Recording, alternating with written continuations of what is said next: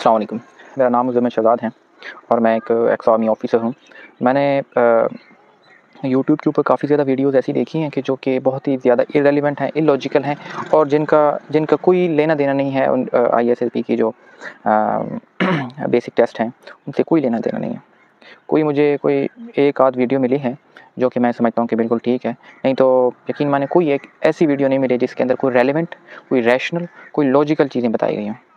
और और मैं इस बात पे बहुत ज़्यादा हैरान भी होता हूँ कि जो जो कैंडिडेट्स हैं वो बेचारे, उनको कभी इल्म नहीं होता है कि वो आर्मी में कोई उनके पास बैकग्राउंड भी नहीं होता है। वो जिनके पास आर्मी का बैकग्राउंड नहीं है और वो फिर उसका शिकार हो जाते हैं। वो उन कोचिंग की जो वीडियोज़ हैं उनका शिकार हो जाते हैं और फिर वो जो सीखते हैं वो ये जाके अप्लाई करते हैं आईएसएसबी सेंटर में और फिर जाके नॉट रिकमेंड हो जाते हैं।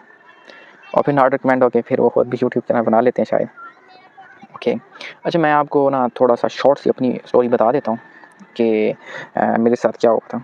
मैंने पहली दफ़ा एफएससी जब इंटरमीडिएट मैंने पास किया 2015-16 में, तो तब की बात है 2015-16 की। तो मैंने अप्लाई किया उसके लिए पीएमए के लिए।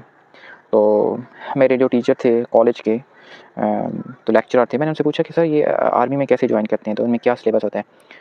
तो उनके पास कोई बैकग्राउंड नहीं था, लेकिन क्योंकि हमारे पाकिस्तानियों का ये मसला है कि वो हर जगह पे फ़िलासफ़र बनते हैं, हालांकि वो फ़िलासफ़र्स नहीं हैं। तो उन्होंने मुझे कहा कि Muzammil, you have to learn all the books related to the FSc. जो आपने एफएससी में पढ़ी हैं वही चीज़ें पढ़ो।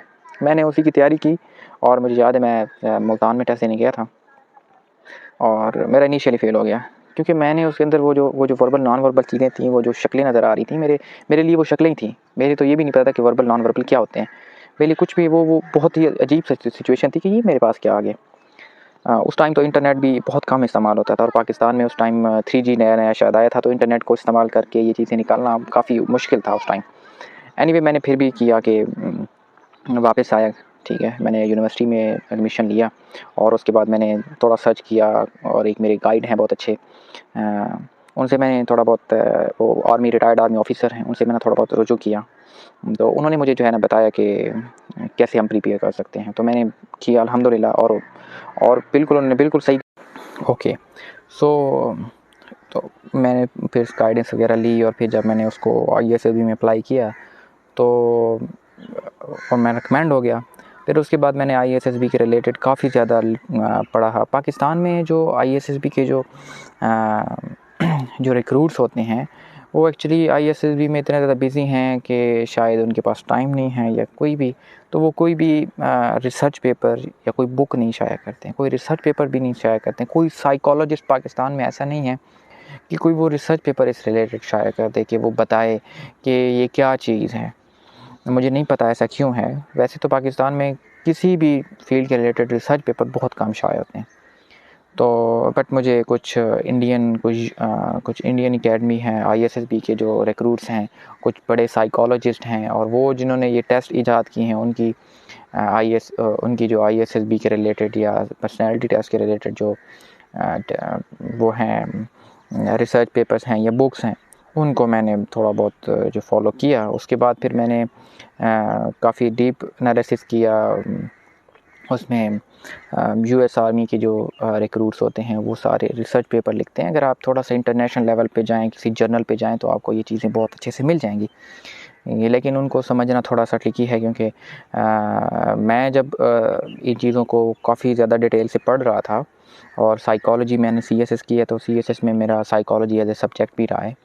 तो मैंने काफ़ी ज़्यादा इसमें डीप नॉलेज मैंने लिया और फिर मुझे लगा कि फिर आर्मी में भी जब आप पाकिस्तान मिलिट्री अकेडमी ट्रेनिंग कर रहे होते हैं तो उधर भी आपको साइकोलॉजी पढ़ाई जाती है और आपको पर्सनालिटी टेस्ट के बारे में बड़े डीप एनालिसिस से और डीप क्रिटिकल थिंकिंग के साथ पढ़ाया जाता है, ताकि आप जो है ना उस चीज़ को अंडरस्टैंड कर सकें इन फ्यूचर। तो ये चीज़ें मैंने जो है काफ़ी ज़्यादा मैंने नॉलेज इकट्ठा किया। तो फिर मैंने ये सोचा कि why not I should deliver it to you, कि आप इस चीज़ को समझें और एक ऑथेंटिक नॉलेज लें, एक रैशनल थिंकिंग के साथ आप आगे चलें। क्या है कि आप बार-बार वही चीज़ें देख रहे हैं कि आईएसएसबी होता क्या है, आईएसएसबी में कितनी तनख्वाह है, पीएमए में कितनी आपको तनख्वाह मिलती है, ट्रेनिंग कितनी मुश्किल है। ये चीज़ें I think these are the secondary thing. बस ये तो सबको पता है। एक रेडी वाले से पूछ लो तो वो कहेगा हाँ जी ऑफिसर जो है वो उसकी बड़ी तनख्वाह होती है, वो बड़ा पैसा कमाता है ये चीज़ें वो बता सकता है। तो वही रेडी वाले के जो माइंडसेट और वो जो हमें सोसाइटी, जो हम जिस सोसाइटी में सोशलाइज हो चुके हैं, वो हमें जो चीज़ें हमें कंटेंट हमें बताया गया वो ही हम यूट्यूब के ऊपर वो डिलीवर करते रहते हैं, जिसकी वजह से ना एक एम्बिग्विटी क्रिएट हो गई है। आईएएस भी एक बला बन के सामने आ गई है। वैसे मैं ये समझता हूँ कि जो कैंडिडेट्स हैं उनको थोड़ा सा इसको मिनी कॉम्पिटिटिव एग्ज़ाम की तरह लेना चाहिए। तो लेकिन हमारे यहाँ ये है कि वो अब स्टूडेंट्स जो होते हैं, जो कैंडिडेट्स होते हैं, वो दो किस्म के पाए जाते हैं। एक वो जो बहुत ज़्यादा तैयारी करते हैं, वो हर चीज़ को कवर करते हैं। वो क्या करते हैं, वो इस एकेडमी से भी सुन ली बात, उससे भी सुन ली, कुछ नॉट रिकमेंडेड दोस्तों से सुन ली, किसी अफसर से थोड़ी बहुत बात सुन ली, और फिर किसी एकेडमी के जो मैं यही कहूँगा कि एक एकेडमी में मैं गया था 1-2 दिन के लिए, तो वहाँ पे सो सॉरी टू से कि वहाँ पे जो चेक करने वाला जो था वो वर्ड एसोसिएशन टेस्ट, वो एक सूबेदार मेजर था, सूबेदार मेजर। 3 दिन मैंने रहा, लेकिन मेरा दिमाग ने काम किया कि मैंने कहा नहीं करना ये काम, मैं वापस आ गया। मैंने कहा कि नहीं, मैं ख़ुद इसके बारे में पढ़ूँगा, इसलिए फिर मैंने ख़ुद पढ़ा इसके बारे में। और एक ऑथेंटिक बंदे से मैंने जो है ना रब्ता किया, वो आर्मी ऑफिसर हैं, मेरे दोस्त भी काफ़ी अच्छे हैं, मेरे मेंटोर भी हैं, तो फैसलाबाद के हैं। तो I don't want to mention him, so ताकि कोई इशू ना हो। एनीवे, फिर ये चीज़ें मुझे मिली तो फिर मुझे बड़ा दुख होता है कि मेरे जो कैंडिडेट्स हैं वो देखें, अगर एक हमारे मुल्क में ना, मैं आपको एक सच्चाई बताता हूँ, हमारे मुल्क में सिर्फ़ और सिर्फ 80 लाख स्टूडेंट ऐसे हैं जो एफएससी पास करते हैं, उनमें से 40 लाख तो फ़ेल हो जाते हैं। तो समझने की बात है, 40 लाख तो फ़ेल हो जाते हैं। और 40 लाख जब फ़ेल होंगे तो 40 लाख में से जो है कुछ लोग जो हैं वो 20 lakh, I guess 1.8 million, 18 lakh बच्चे जो हैं वो एडमिशन लेते हैं यूनिवर्सिटीज़ में, और फिर पास आउट कम होते हैं, और फिर वो उनमें से भी वो यूथ बर्ज का शिकार हो जाते हैं।